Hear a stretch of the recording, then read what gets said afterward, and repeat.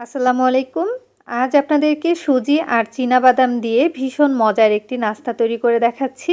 এই নাস্তাটা একবার বানিয়ে কিন্তু সংরক্ষণ করেও খেতে পারবেন প্রায় ১ সপ্তাহের মতো।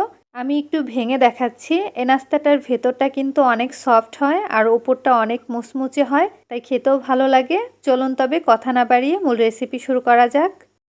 মেজারমেন্ট কাপের ১ কাপ থেকে একটু কম পরিমাণ দিয়ে দিলাম পানি, ১ টেবিল চামচ গুঁড়া দুধ, ২ টেবিল চামচ চিনি, হাফ চা চামচ লবণ। এখন এই সব কিছু ভালো মতো নেড়ে মিশিয়ে নিব। আর আপনারা যদি চান তাহলে কিন্তু চিনির পরিমাণটা আর একটু বাড়িয়ে দিতে পারেন। ভালো মতো মেশানো হয়ে গেছে, এবার কিছুক্ষণ অপেক্ষা করব পানিটা গরম হয়ে যাওয়া পর্যন্ত। পানিটা যখন গরম হয়ে গেছে তখন দিয়ে দিলাম ২ টেবিল চামচ পরিমাণ চীনা বাদাম। আর এই বাদামগুলো আমি একটু গুঁড়া করে নিয়েছিলাম, আধা ভাঙা করে গুঁড়া করে নিয়েছি। এবার ভালো মতো মিশিয়ে দিলাম। দিয়ে দিচ্ছি সুজি, আর সুজিটা আমি অল্প অল্প করে দেব আর নেড়ে মিশিয়ে নিচ্ছি। এখানে প্রায় হাফ কাপের মতো সুজি দিয়েছি। আর সুজি যতটুকু নেবেন তার দ্বিগুণ পরিমাণ কিন্তু পানি দিতে হবে, তাহলেই কিন্তু সুজিটা পারফেক্টভাবে সিদ্ধ করে নিতে পারবেন। এখন কিন্তু সুজিটা প্রায় সিদ্ধ হয়ে গেছে, আমি ভালো মতো নেড়ে মিশিয়ে দিলাম। সুজিটা দেওয়ার পরপরই কিন্তু চুলার আঁচটা একদম লোতে রেখেছি, নইলে কিন্তু নিচ থেকে পুড়ে যাবে। সুজি ভালো মতো সিদ্ধ করে নিয়েছি, এবার চুলাটা বন্ধ করে দিয়ে একটা বাটির মধ্যে নিয়ে নিব। সুজিটা আমি একটা বাটির মধ্যে নিয়ে নিলাম, আর হালকা উষ্ণ গরম থাকাকালীন সুজিটা ভালো মতো মেখে নিতে হবে। সুজিটা কিন্তু ভালো মতো মেখে নেওয়া হয়ে গেছে। এবার আমি এই সুজিটা একটা পাশে রেখে হাতে সামান্য একটু তেল মেখে নিব। এখান থেকে অল্প একটু সুজির ডো নিয়ে নিলাম, আর হাতে তেল মেখে নেওয়ার কারণে সুজিটা কিন্তু হাতের সাথে লেগে যাবে না।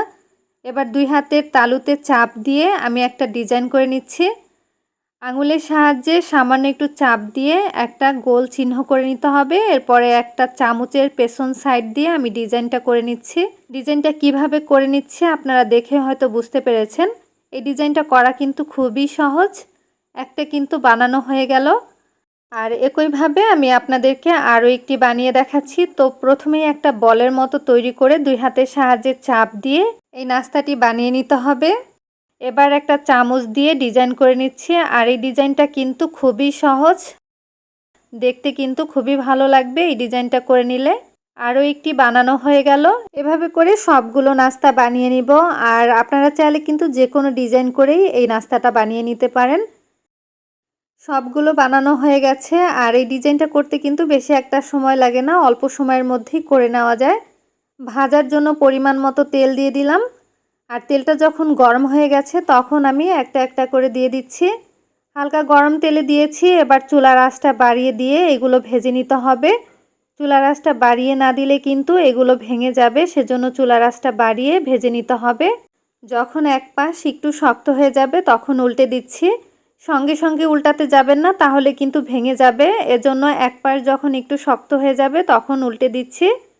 আর চুলার আঁচটা কিন্তু মিডিয়ামে রেখে এগুলো ভেজে নিতে হবে। একদম লো আঁচে ভাজতে যাবেন না, তাহলে কিন্তু ভেঙে যাবে। দুই পাশেই খুব সুন্দর কালার করে ভেজে নিব। এই নাস্তার মধ্যে চীনাবাদামটা হালকা ভেজে তারপর গুঁড়া করে দিয়েছি। তবে আপনারা যদি চান চীনাবাদাম না দিলেও চলবে, তবে দিলে কিন্তু খেতে ভালো লাগে, সেজন্য দিয়েছি। আর সুজির এই দানা দানা ভাবটার কারণেই কিন্তু উপরটা অনেক বেশি মুচমুচে হবে। কিছুক্ষণ ভেজে নেওয়ার পরে দেখুন কালারটা কিন্তু চেঞ্জ হতে শুরু করেছে। আর একটু গাঢ় কালার করে ভেজে নিতে হবে। আর এগুলো ভাজতে কিন্তু বেশি একটা ডুবো তেল লাগে না, অল্প তেলেই ভেজে নিতে পারবেন। এখন কিন্তু ভাজা হয়ে গেছে, এর থেকে বেশি ভাজবো না। এবার তেল ঝরিয়ে তুলে নিচ্ছি। আমি কিন্তু অল্প পরিমাণেই বানিয়েছি, তবে আপনারা চাইলে বেশি পরিমাণে বানিয়ে নিতে পারেন। একটা প্লেটের মধ্যে নিয়ে নিচ্ছি। সুজি আর চীনাবাদামের তৈরি এই নাস্তাটা খেতে কিন্তু অনেক বেশি মজার হয়। বিকেলের নাস্তায় কোনো রকমের ঝামেলা ছাড়া এই নাস্তাটা তৈরি করে খেতে পারেন। এই নাস্তাটা একবার কাউকে খাওয়ালে সে কিন্তু বারবারই খেতে চাইবে, এতটাই মজার হয়। একবারে বেশি করে বানিয়ে প্রায় ১ সপ্তাহের মতো সংরক্ষণ করেও খেতে পারবেন। একটা আমি আপনাদেরকে একটু ভেঙে দেখাচ্ছি। আশা করছি আজকের ভিডিওটি আপনাদের ভালো লেগেছে। ভালো লাগলে অবশ্যই ভিডিওটি শেয়ার করবেন।